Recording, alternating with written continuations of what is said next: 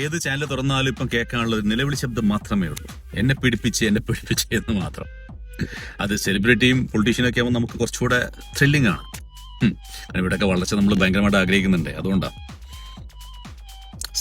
രണ്ട് കൈയും മടിക്കാതെ ഇന്ന് വരെ ലോകത്ത് ഒരു സ്ഥലത്തും ഒച്ച കേട്ടിട്ടില്ല. ഒരാളുടെ മുറിയിൽ കയറണമെങ്കിൽ, ഒരാളുടെ ദേഹത്ത് സ്പർശിക്കണമെങ്കിൽ അയാൾ പെർമിഷൻ കൂടിയേ തീരുള്ളൂ. അതല്ലാതെയാണ് നടന്നിരുന്നെങ്കിൽ, ഇത് റേപ്പാണ് എന്ന് ഞാൻ തിരിച്ചറിഞ്ഞിരുന്നെങ്കിൽ ഓൺ ദി സ്പോട്ട് റിയാക്ട് ചെയ്യണമായിരുന്നു. ഇന്ന് അടി കിട്ടിയ വേദന 5 കൊല്ലം കഴിഞ്ഞു, 5 മാസം കഴിഞ്ഞു അല്ല വരിക. അത് അടിയായിരുന്നു, എനിക്ക് അന്നേ അറിയാം. അന്ന് ഇവര് ചെയ്തുകൊണ്ടിരുന്നപ്പോ എന്താ ഓർത്തിരുന്നത്? സാറ്റ് കളിയാന്ന് ഓർത്താണ് ചെയ്തത്, അല്ലല്ലോ. അപ്പൊ ഇത് കുറെ കാലം കഴിഞ്ഞ് എങ്ങനെ പീഡനമായി മാറുന്നത്? ഇതൊന്നും ഒരു വിതൗട്ട് പെർമിഷൻ ഇത് ഒരു കാലത്തും എവിടെ നടന്നിട്ടില്ല. അല്ലായിരുന്നെങ്കിൽ അത് റേപ്പ് എന്നേ പറയാൻ പറ്റുള്ളൂ. ഇത് പീഡിപ്പിക്കപ്പെട്ടു എന്ന് കൊച്ചു കുട്ടികളൊന്നും അല്ലല്ലോ, അറിയാതിരിക്കാൻ വേണ്ടി, അറിവില്ലായ്മ കൊണ്ട് ചെയ്തതാണോ, പൈതങ്ങളാണോ? അല്ല.